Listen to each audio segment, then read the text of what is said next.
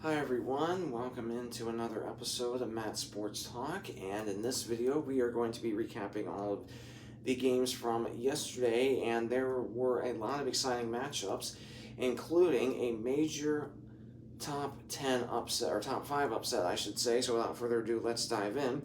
And our first matchup takes us to Spring Arbor, Michigan, where St. Francis was at Spring Arbor. Spring Arbor, the winners here after a really good second half, outscoring the Cougars out of Indiana. This was a battle of the Cougars. Cougars out of Indiana for St. Francis, Cougars out of Michigan for Spring Arbor. Spring Arbor outscoring the Cougars out of Indiana by 19 in the second half, made all the difference there. And for St. Francis, they had some really good scoring led by Javon Lewis, who played really well. 16 points, 6 of 11 shooting, 2 of 5 from downtown, 2 of 2 at the line with 2 rebounds, 2 assists. And then 7 points for Joe Reedy. He had 3 rebounds with a steal and a block, though, so really good numbers there. Only 3 points for Eugene Young Jr., which all 3 of those were at the charity stripe, though. He had 4 rebounds plus a steal. 16 points for Mar Avance off 2 of 5 shooting from downtown, 4 of 7 at the line with 4 rebounds, 3 assists, 2 steals. 15 points for Carson Rogers off 7 of 13 shooting, 1 of 1 from beyond the arc. He had 8 rebounds, 5 assists, and 1 block, though. 2 points for Keyshawn McNeil off the bench, which was all up a charity stripe, though. He had 1 steal. And you also had Malachi King, 9 points off the bench, off 3 of 4 shooting, and 4 rebounds, though, plus a steal. And 11 points for Braden Messenger off 5 of 7 shooting, 1 of 3 from downtown, 3 rebounds plus an assist, a steal, and a block, though.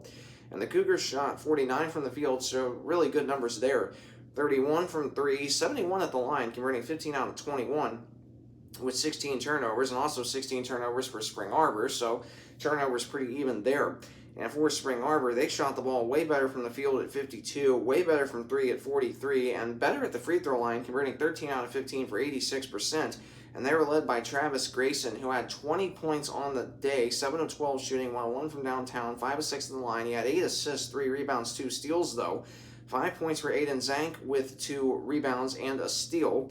And you had 13 points for Brandon Trilly, 5 of 13 shooting, 1 of 4 from downtown, 2 of 2 at the line. He had 6 rebounds. Really good to see that. And Dante Favor had a really good game, 15 points, 6 of 11 shooting, 3 of 4 at the line, with 9 rebounds, 4 assists, though. 6 points for Shane Reisky off the bench, off 2 of 6 shooting. Warwick Elder, 5 points off the bench as well, with 2 rebounds. Eli White, 7 points, 2 of 3 shooting, which was all from beyond the arc. And he had 3 rebounds and an assist, though. And then Ty Reisky with only 4 points and 1 steal plus a rebound. And Brandon King at 9 minutes of action with 2 rebounds, a block, though, and 2 points off 1 of 2 shooting. And that was your matchup there. The next matchup takes us to Upland, Indiana, where number 23 Taylor hosted Mount Vernon Nazarene. Taylor, the winners here. And a really good game, 83-77. And for the Cougars out of Mount Vernon, they are without Isaiah Brown, who's been literally their leading scorer on the year, and he was had a boot on his foot, so obviously he more than likely is out for the year, so that's a major loss for MVNU.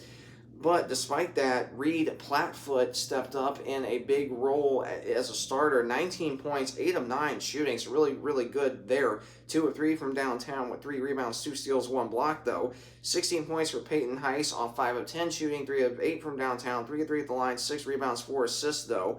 10 points for Trent Koning, 4 of 9 shooting, 1 of 3 from downtown, 2 rebounds plus an assist. 2 points for Devin Dreyer, but he had 9 rebounds and 3 assists plus a block, though.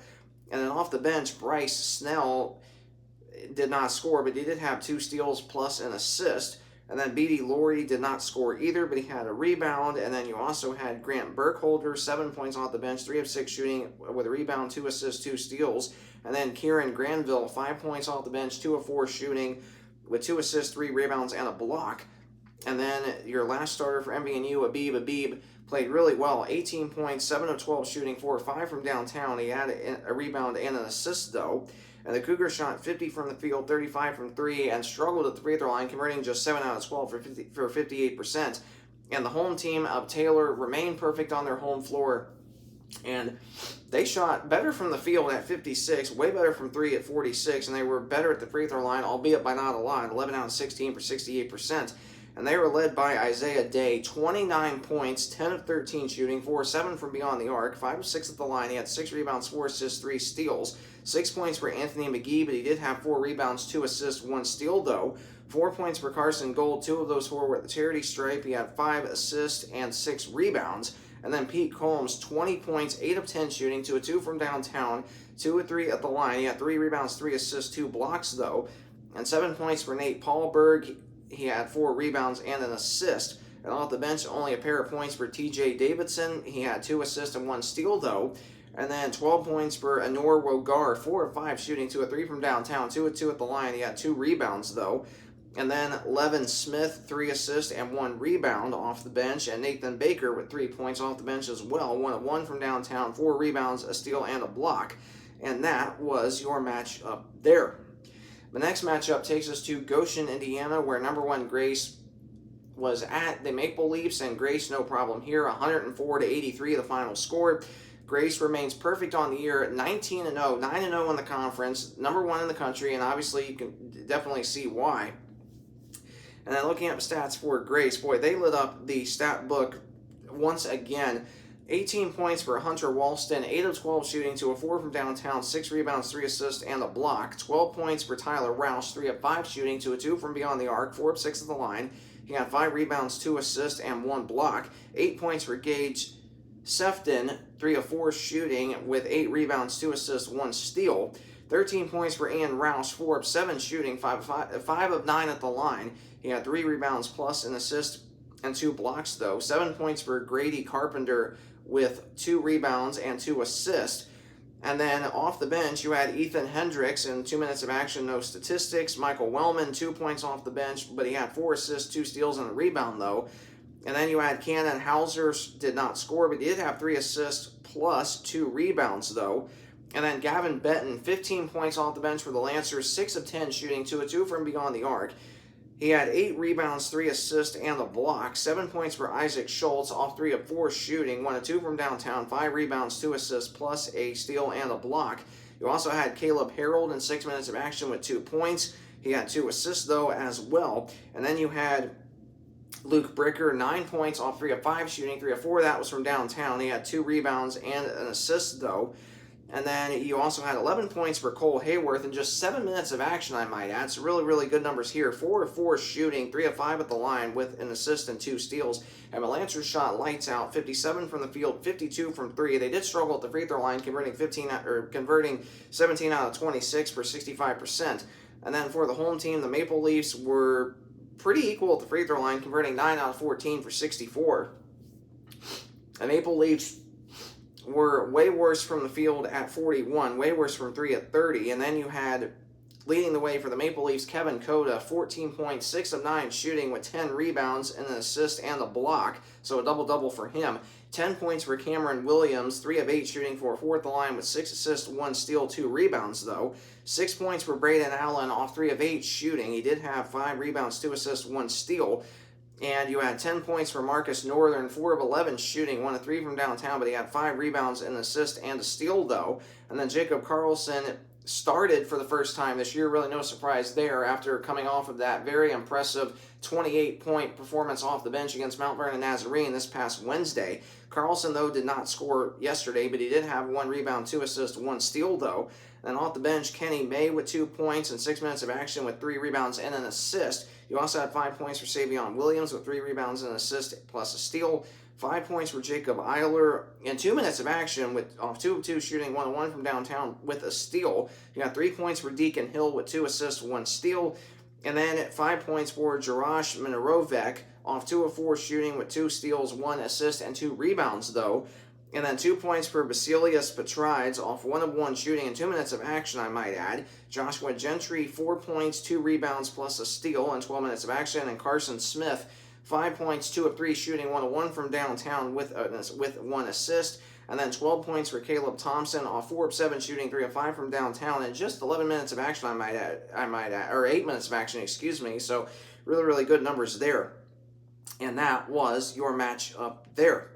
And the next matchup takes us to Huntington, Indiana, where Huntington faced off against the Knights of Marion. And Marion, though, outscoring them by 3 in the second half. And the difference here was Huntington was up 11 at halftime, so that made all the difference. Huntington avoids the upset here. And for the Knights, they had some really good scoring led by El-Hadji Diallo off the bench. 23 points, 8 of 10 shooting, 5 of 7 from downtown, 2 of 3 at the line with 2 rebounds. And then you had Luke Carroll in 12 minutes of action, did not score, but he had 1 rebound, though. And then Blake Russell in 5 minutes of action did not score, but he had a steal and a rebound. And then Joshua Renfro in 7 minutes of action did not score either, but he did have 1 rebound. And this is something that head coach Pat Knight, I'm sure, would love to see some improvement on, is because Marion has dealt with injuries really ever since last year, which was Knight's first year leading this program. And then, of course, this year, kind of the same thing, dealing with a lot of injuries. But still, Marion's still playing really, really hard despite all the injuries. And they are currently sitting 9th in the standings, which is exactly where I had them projected. And they are actually projected to finish 5th, I'm sure, but not accounting for all the injuries that they faced. But in terms of your starters, some really good productive scoring for the Knights. Josiah Gustin, 15 points, 7 of 13 shooting, had 3 rebounds. 9 points for Aaron Humphrey Jr. He did struggle shooting, but he had 10 rebounds, though, so almost a double-double. He had he had a steal as well. 6 points for Dylan Moles. Now, 4 of those 6 were at the free throw line, though. He had 4 rebounds, 3 assists, 2 steals, though. 8 points for Ron Rutland III. He struggled shooting, but he did have 2 rebounds, 2 assists, and a steal. And only 2 points for Aiden Franks, but he did have 4 rebounds. But Knights didn't shoot the ball bad. 42 from the field, 40 from 3, and they really struggled at the free throw line, converting 9 out of 16 for just 56%. And for Huntington, they were way better at the line, converting 12 out of 15 for 80%. They were slightly better from the field at 43, and they were worse from 3 at 31. And then looking at the stats for the home team, Miles Good lit it up for the Foresters. 24 points, 8 of 18 shooting, 4-10 from downtown, 4-5 at the line. He had 2 rebounds, 2 assists, 3 steals, though. 6 points for Cade Brenner. He struggled shooting, just 2 of 10, but he did have 4 rebounds plus an assist and a steal. 7 points for Jackson Paul. 2 of 6 shooting, but he was 2 of 2 at the line. He had 4 rebounds, 4 assists, though. And then you had 11 points for Keelane Lassisi off 5 of 6 shooting, 1 of 1 from downtown. So really good numbers there. 10 rebounds for him, so a double-double plus a steal. And then 18 points for Caden Johnson, who had another really good shooting game. 7 of 9 from the floor, 4 of 6 from the free throw line. He had 15 rebounds, so a double-double for him. 5 assists, though, as well. And then off the bench, you had, in terms of scoring, you had Landon Beagle, only 5 points, but he did have 3 rebounds, an assist, and a steal, though. And that was your matchup there. And the final matchup takes us to Mishawaka, Indiana, where number 11 Indiana Wesleyan faced off against number 3 Bethel. And for the Wildcats, they prevail in a major upset here, 96-86, your final score. And for the Wildcats, they pick up their first win at Mishawaka since 2024, 2 years ago when they beat the Pilots here, 102-88. So really, really good to see this. And of course, I was at the game 2 years ago in Mishawaka when the Wildcats won 102-88. So almost the same score here, just 2 points less for the Pilots and 6 points less for the Wildcats. And the Wildcats, they had some really, really good scoring, led by Cademan Bontrager, 29 points, 12 of 16 shooting, 2 of 3 from downtown, 3 of 3 at the line. He had 9 rebounds, 2 assists, 2 steals, 20 points for Julius Gizzi, 6 of 13 shooting. He was 7 of 7 at the charity stripe, though. He had 5 rebounds plus 3 assists, 10 points for Miller McCartney off 3 of 9 shooting, 2 of 8 from downtown, 2 of 2 at the line, 6 rebounds. And yeah, he had 6 rebounds, 1 assist, 2 blocks, though. Only 5 points for DJ Moore, but he was 2 of 2 at the line with 7 assists, 4 rebounds, plus a steal. And 11 points for Crew Gibson back in the starting lineup after missing the last game. 5 of 7 shooting for Gibson, 2 rebounds, 3 assists, and a block, though. Then off the bench, Rocco Moratori, 6 points, 2 of 2 shooting, 2 of 3 at the free throw line. That was the only free throw the Wildcats missed the whole game, was the one that Moratori missed. Moratori had 3 rebounds and a block, though. 7 points for Isaac Andrews, struggled shooting, but he had 5 assists and 1 rebound.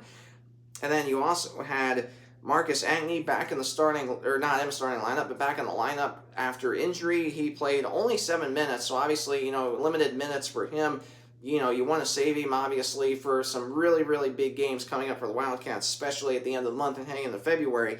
Ankney in his return, only 2 points in 7 minutes, but he did have 2 rebounds and an assist, though. And then 6 points for Jake Smith, in just 10 minutes of action, I might add. 2 of 2 at the line for him, 2 assists plus 4 rebounds. And Kevin Sakis did not score in 7 minutes, but he had an assist and 2 rebounds, though. The Wildcats shot way better from the field at 52, actually from 3 at 38, and like I said, 94% at the line, converting 18 out of 19, so really, really good numbers there. And the Pilots, though, shot worse from the field at 44, worse from 3 at 28, and worse at the free throw line, but still not too terribly bad. 24 out of 31 for 77%. And they were led by Colin Comer, 18 points, 7 of 10 shooting, 3 of 3 from downtown, 5 rebounds, and an assist and a steal. 7 points for Austin Cripe, but he had 1 rebound, 2 assists, 1 steal, 1 block. 7 points for Luke McBride. Now, 4 of those 7 were at the charity stripe, though. He had 2 steals, 1 assist, 1 rebound. And then 15 points for Bo Jacquet, 6 of 8 shooting, 3 of 5 at the line with 5 rebounds and 2 steals, though. And then only 16